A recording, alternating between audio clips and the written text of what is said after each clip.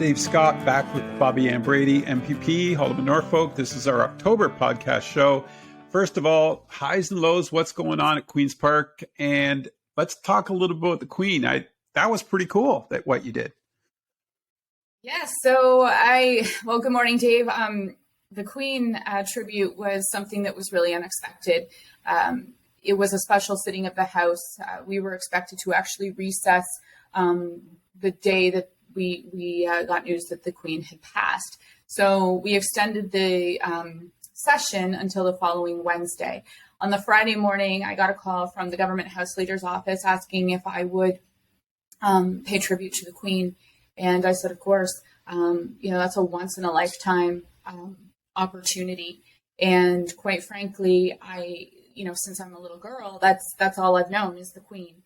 And, she's provided comfort to not only her, nation, but to the entire world for over 70 years. And, I always look forward to helping Toby write his Christmas and New Year's columns for the newspapers. And we often looked at the Queen's message.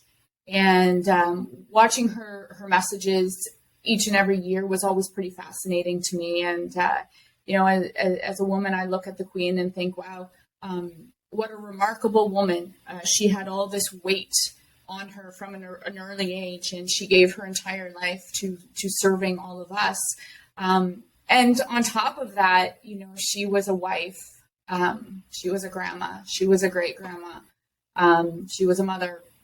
And I think that a truly remarkable woman.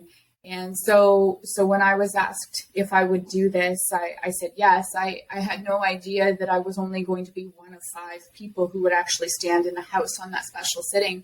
So the Premier Doug Ford, he started, and then it was followed by Peter Tabuns of the NDP, John Fraser of the Liberals, Mike Schreiner from the Green Party, and then I was last up. So I think I did very well in that tribute. I think I conveyed what I felt about the Queen, and again, I was very thankful for the opportunity to be able to stand up and talk about Her Majesty. It's such a sad time for all over the world, like you said, but to have that opportunity to express yourself too, I think that's really cool. Coming from Haldeman Norfolk, that you're one of those few that were chosen. So congratulations on that. That's really, really, really, really unique. I do got a couple questions, and I hope you'll take the time to explain to us what Bill 7 is and what's going on with it, because I watched your video I read your article on this, and I kind of got a little worked up about it. So I'm hoping you can sort of fill in the blanks for me. What is Bill 7 and how does it affect Haldeman Norfolk? So Bill 7 is the More Beds, Better Care Act. And, I said in my article, Dave, that it's sometimes not what legislation contains, but rather the information that it doesn't. And Bill 7 is, it doesn't tell the whole story, I don't believe. I think it actually tries to create a different narrative than what we're actually seeing across Ontario. And the story was actually, my column was actually picked up by Global. And it was trending on Apple News, if that's what the proper terminology is there. But what I said is that, yes, alternative level care beds have long plagued our Ontario hospitals for years. When we meet with hospitals, they always say we have to do something about our ALC beds. And those are beds that are being occupied by folks who really don't need to be in that level of care at a hospital anymore. But are waiting for a long-term care bed. We know that there is a huge wait list for long-term care in this province.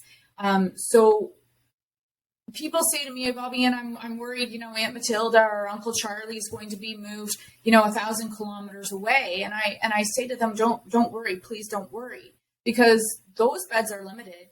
And if we actually had beds to move people into in this province, we would have done it a long time ago. We wouldn't have an ALC problem. So why are we creating this fear that Aunt Matilda and Uncle Charlie are going to be moved away when the beds don't exist? And secondly, we're moving them to a fictitious bed, but we're also moving them to be cared for by a fictitious nurse, because we have a nurse shortage. So you can build all the beds you want, but if you can't have that bed looked after by a nurse or a PSW or whomever you need to look after that person, then it becomes a moot point.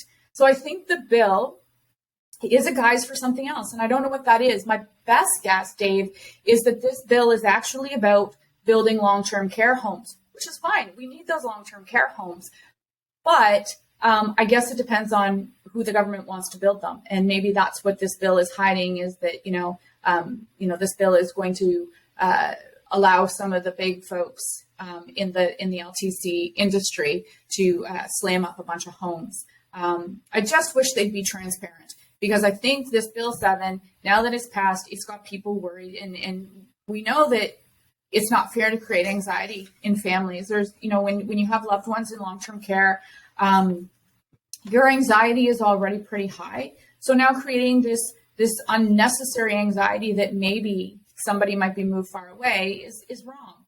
I think that there will be cases where they will be moved, but I would suspect, sadly, that some of these folks will go to outlying areas that may have beds, but I would bet that it's going to be seniors who can't advocate for themselves, and who may not have family or loved ones to advocate for them, which is really sad. They may be in a place where they feel comfortable and, they feel at home, and now because they have no one to advocate for them, they'll be sent off. Cost is also a factor. There's been no indication of what's going to happen if, say somebody is going to be, shipped off to one of these outlying beds. And like I say, I still maintain that there's not many of them that exist. So it's going to be few people. But if you actually resist that bed, if you say, I don't want that bed, I don't want to go there, and now you're staying in an ALC bed, who's going to pay for that? And, there's no confirmation that you're not going to have to pay for that bed if you decide you're not going to move 1,000 kilometers away. So there's, like I say, I'll go back to my first statement that it's sometimes not what the legislation contains, but rather the information that the legislation doesn't contain.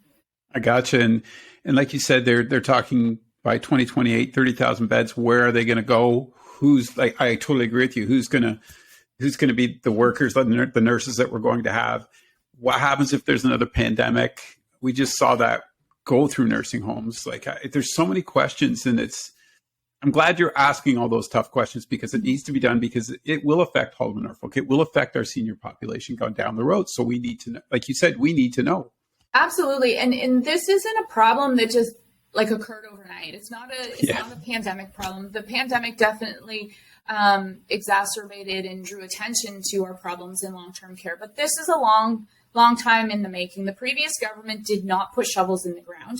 They did not build long-term care homes. And I would say, if somebody said to me, well, Bobbi, and what is the answer? Well, the answer is clearly there have been, even locally, we have been awarded many beds. Where are they? Why aren't they built?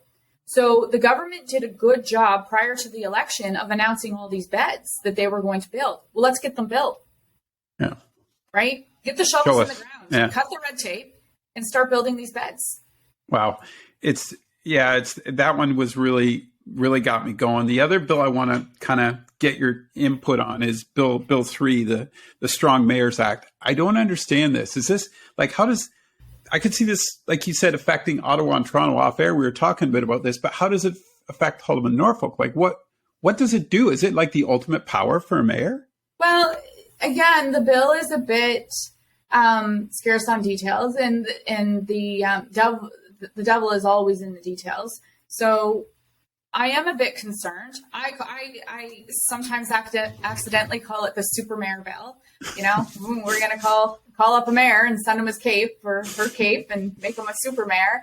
I am concerned about this bill. And I think that there is need for this bill in places like Ottawa, Toronto, maybe Windsor, where, council is so big that it is difficult to get things done in a speedy way. So there is room for it, but the legislation does not draw the line at those larger municipalities. Nothing precludes the premier or the Minister of Municipal Affairs and Housing of picking up the phone and saying to, mayor in community A, B, C, D, and E, hey, we need you to be a strong mayor. And I worry, I always talk about development and our agricultural land, and still 319 plus acres every single day in rural Ontario being paved over. And I worry, when the government continues to press on the fact that we need 1.5 million new homes built in the next 10 years, I worry that call is not going to come to an area like ours where they're going to say, hey, Mr. and Mrs. Mayor, I'm going to make you a strong mayor. And in turn, I need you to build X number of houses. And that scares me. That's not how things are to be done. It's also, it goes back to this whole democratic erosion that I continually talk about when I meet with you, and that was part of the basis of my campaign, is how do you get folks to run for council if all of a sudden they go, you know what, we've got a strong mayor, and now I'm sitting around a council table as just a councillor who's filling in time, putting in my time here, and yet at the end of the day, one person can kind of override what I'm thinking or feeling. So, again, it'll be interesting to see how it plays out. But I do have concerns because, again, the information isn't in the bill. So vague, that you can't really, like you said, I like that the details, the devil in the details, because you got to break it down. You got to know exactly what this is going to do. And the cause and effect is important, especially when you look at the smaller communities. And again, I think they missed the boat. And one size does not fit all. No. And I forgot to mention too, that sure, it may work in places like Toronto, Windsor, Ottawa.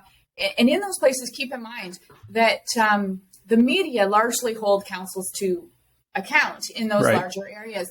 Down here, we are blessed with fantastic media, but there's not a whole lot of them. So if you're a regular reporter who covers town council, is sick or has to take a leave or something like that, there's usually not somebody to replace them to go cover that council meeting. And then who's holding them to account, right? We're not reading the stories in the paper. We're not hearing exactly what happened in those council meetings unless we're actually going back online and having a look at what happened in those meetings. So, I think that the media in the larger centers will make sure that the Strong Mayor's Bill actually works the way it should in those areas. But again, if that call comes to a mayor in rural Ontario, and that mayor now has this control and these powers that the province has given them, who's really holding that mayor to account?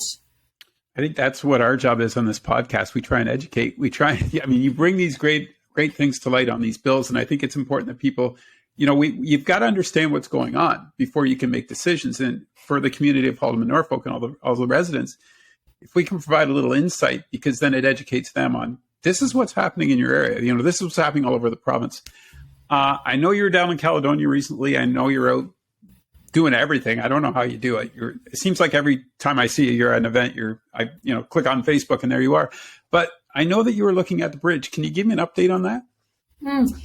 So the Argyle Street Bridge in Caledonia is a huge concern for me, and it's a huge concern for the community. It's been a huge concern for the community for a long time. It's well overdue being restructured. And I recently stood in the House and asked the Minister of Transportation when that reconstruction would occur. A lady who lived in the toll house, was basically that property was expropriated a few years ago, and she no longer has a place to live, and yet it sits there idle now and no work being done. Well, she could have still been living in there, and so I asked the minister, what is it that's holding up the reconstruction of the Argyle Street Bridge? And she told me that, this work needed to be done, some environmental stuff. And she gave me a whole list in the House, and that's fine. But that work has been done. I know it's being done. So she says it's occurring this fall.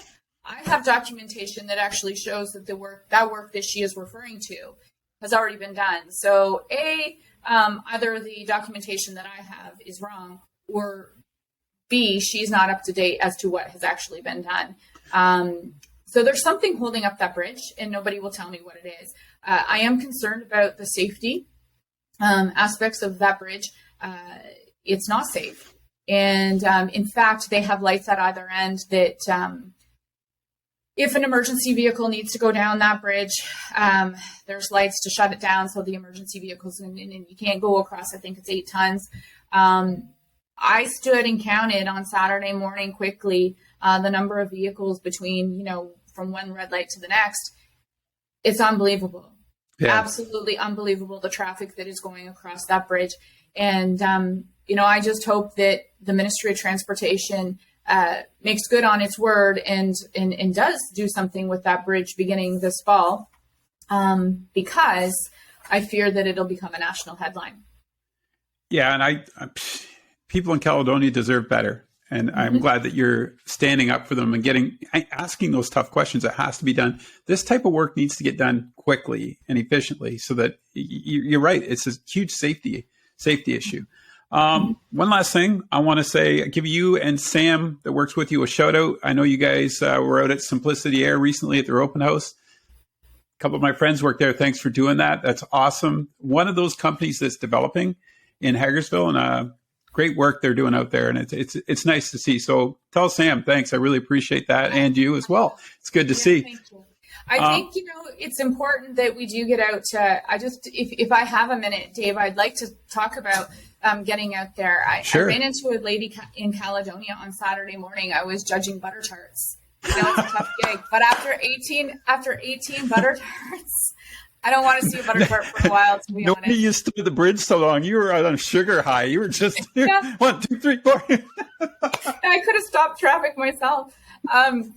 Anyway, this lady overheard my telephone conversation. I was calling the next event to tell them that I would be a few minutes late. And so she stopped me. She was on her way out from buying butter tarts, I guess. And she stopped me. She says, "Oh, are you Bobbi and Brady?" And I said, "Yes, I am." And she goes, "You should probably worry about being a parliamentarian instead of coming to these events." I was quite taken aback, But let me tell you, it gives me a lot of stuff to talk about when I'm standing in front of volunteers, because the next event that I went to was a volunteer appreciation barbecue. And I told them this story. And you just have no idea, or some people don't have any idea. I'm sure you do, because you're a community-minded guy. People are so grateful when you show up to their event. Right? And if we don't show the appreciation as representatives in our community to our volunteers, we will lose them. The Day of the Volunteer is getting harder and harder as it is, and the pandemic exacerbated that as well. It's important that I show up to those events when I can, to show my support and show my gratitude for the people who are making those events happen. So as much as it was a bit of a terrible situation, I think I did shoot back, because I'm a bit of a straight shooter, or I am a straight shooter.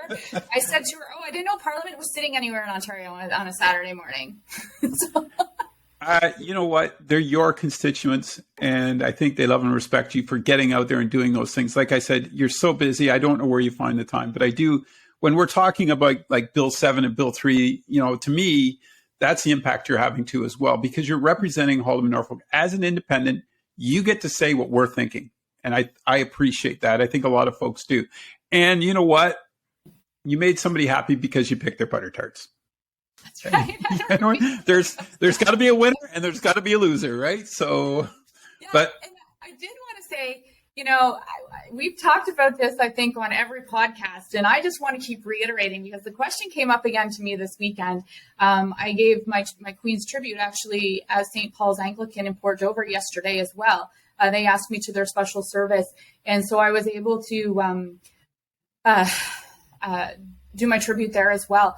And my grade 11 English teacher was there, and she says to me, "Bobbi, and is it true that you get less time to speak in the Ontario legislature?" And I started to laugh. I said, that campaign falsehood is still following me around, is it? And she says, "Well, that's what somebody said." I said, "Well, I know who said those things, that it was my opponents." And I said, "But it's not true." And I said, the proof is in what we're seeing at Queen's Park. So just to set the record straight, every parliamentarian in the Ontario legislature can stand up and ask a question or say a statement every 8 sessional days. The beauty of me being an independent is I can stand up every 8 sessional days because I don't have to wait for my rotation in the party. Right. So in the 5 weeks that we were at Queen's Park this summer, I stood up a lot. I did not stand up and speak too much of the legislation because I want to, I got a very, very good tip from a very, very well-respected retired reporter in this province. And he said to me, Bobbi Ann, you best observe for a while. And so that's what I've been doing. I've been observing the conduct of folks while they debate legislation. But I have definitely taken every single opportunity that has been afforded to me to stand up and ask questions and make statements with respect to Haldimand Norfolk. And apparently that is being respected because I got the opportunity to pay tribute to the Queen, and I got asked to sit on the finance committee. So yeah, we got to get into that one day. I want to talk about the finance committee. Last question: how many events do you get asked to? Like, you must get countless. Yeah, that's what I mean. So you're trying to do what's right by your constituents. Like, you know, if no one asked you, then you'd be like, oh, well, I guess I don't have to worry about it. But everybody's asking you, so it's important for you to be seen there. Like, that's the other aspect of this person maybe asking you that question. It's like, well, no, these are my people, so why would I not, you know, listen to them and go to them? But yeah, I imagine the request. Yeah. And I can't go to everything. I simply physically can't. You could clone me, you know, over and over, and there still wouldn't be enough of me to go around. But you know what? That's a good thing, Dave, because it's testament to the fact that we are so blessed in Haldimand Norfolk with all of these events. We don't have to leave the area to have fun. We don't have to leave the area to find something to do. There is something going on in numerous parts of this riding every single weekend. And as I said, I think at one of the last festivals, I said, and holy smokes, it's not just one day. When folks here do an event, they make it a multiple day event. So, you know, it runs from Friday to Sunday. And if it's a long weekend, heck, it may run until the Monday. You know, there's so much going on. And so the fact that I can't keep up to everything that's going on and keep up and go to every single event is actually a really, really good thing. It speaks to the richness of our social fabric here. And we're very, very fortunate. Are you hearing, like, with all these events you go to, what's the one political question you're hearing? Like, what are people concerned about? Is there one thing that sticks out, or is it just all over the board right now? I think in general, they worry about the erosion of the democracy. They see it. Okay. And you know, when I talk to them about like Bill 3, Bill 7 over the past few weeks, that's what they talk about. They say, that's right. They say it's just more of, you know, people making decisions for us and we have no input.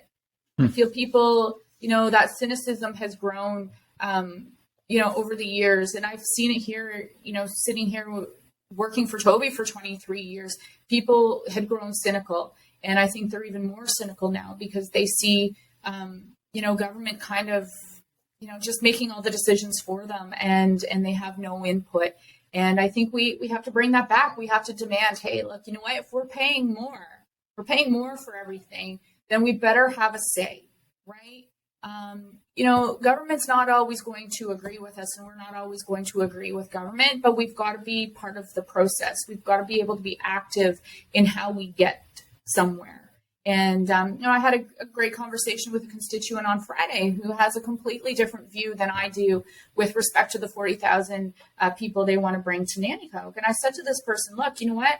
We don't have to agree, right? At the end of the day, however it turns out, we should be able to support each other, though, and say, so if you know, if an MZO is issued and 40,000 people is kind of the game plan, then we better rally around each other and make sure that we can get something that we can live with. And on the flip side, if the MZO doesn't happen, and that is where I am at this point in time, I don't feel 40,000 people at the city of Nanticoke is a good idea. So if that happens, you know, I called on this person. I said, well, will you be there to, you know, help us fight for more industry there and, you know, fill that industrial park, right? So we don't always have to agree to disagree. But at the end of the day, no matter what happens, we should work together to ensure that, you know, we get something we can live with. Your statement just before that reminded me years and years ago, I think my grandfather, I'm not, you know, it's way back. He said, remember, the politicians work for you. Mm-hmm. You don't work for them. Yeah. And I think that's maybe, like you said earlier, we've gotten away from that a little bit. And you're setting a great example of saying, yeah, I work for you guys. I'm an independent. And I think that's maybe where people need to, I think that's what people are looking for. They want somebody that believes in them. There's no such thing as government money. It's our money. Yeah, exactly. It's not government money. It's our money. It's so there isn't a government money tree. It's right. All us. And we should ask questions. You know, there was a lady on Facebook last night who asked me why the house was recessed so long for the morning of the Queen. And so I said, no, it's not because of the morning of the Queen. We have recessed until after the municipal election because I think in 2018 they discovered that there was a lot of kind of voter confusion and things like that. And I said, typically too, the House doesn't sit during the summer. So we just went through a summer sitting. So, you know, we made up that time that we are off now. We made that up in the summer. And quite honestly, it gives us an opportunity. A lot of rural members have fall fairs, right? Yep. We have tons of fall fairs, which I'm looking forward to. Yeah. Caledonia starts this week. Norfolk County starts next week. So it gives us an opportunity to actually be here with the people we represent and to listen to them. Those 7 days at Norfolk County Fair and the next few at Caledonia Fair, well, I'm going to hear a lot about what people are thinking, right? Yeah. That helps me as a parliamentarian. Plus, it's a celebration of our culture. Mm. Yeah. And I think that's much needed. And you need to be there. MP and MPP should be there, and the mayors, because it's important. It's mm-hmm. part of our history, who we were. All right. Anything else before I let you go? I'm keeping you a little longer today than usual. I don't want to hold you up. I'll just end with a quote that I used in my tribute to the Queen, and I think it's something. It kind of goes back to what I was just saying about the conversation I had with someone on Friday about agreeing to disagree. But you know, the Queen left us. She was a wordsmith, and she's left us kind of a map of sorts in some of her written words. And I found that her one quote about leadership was quite good. And she said, "I know of no single formula for success, but over the years, I have observed that some attributes of leadership are universal and are often about finding ways of encouraging people to combine their efforts, their talents, their insights, their enthusiasm, and their inspiration to work together." And so, you know, if I can leave folks with one thing is, you know, you don't always have to agree with me, and I'm not always going to agree with you, but let's work together because our communities deserve it. Thanks, Bobbi. Great way to finish the October show. Look forward to chatting with you next month. Have fun at the fairs and take care. Yeah, you too, Dave. Thanks so much.